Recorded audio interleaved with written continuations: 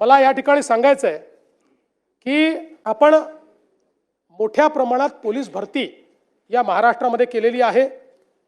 गेल्या 10 वर्षात मी गृहमंत्री जास्तीत जास्त काळ होतो म्हणून सांगतो, केलेली पोलीस भरती 88,633 आहे आणि गेल्या 3 वर्षात केलेली पोलीस भरती ही 51,207 आहे आणि आता पुन्हा 25,000 पोलीस भरती ही महाराष्ट्रामध्ये चाललेली आहे।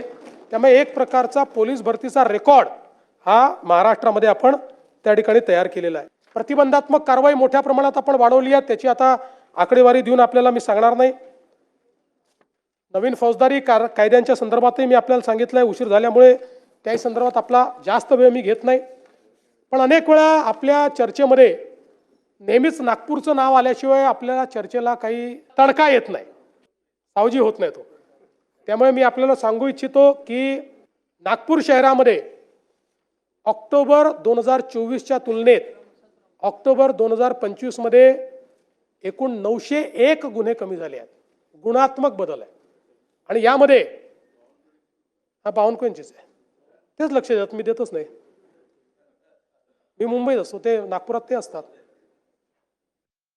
याच्यातही प्रमुख शीर्षक जे आहेत, खून, खुनाचा प्रयत्न, दुखापत, बलात्कार, चोरी, जबरी चोरी, दरोडा, या प्रत्येक शीर्षामध्ये गुन्हे कमी झालेले आहेत, नागपुरात गुन्हे वाढलेले नाहीत।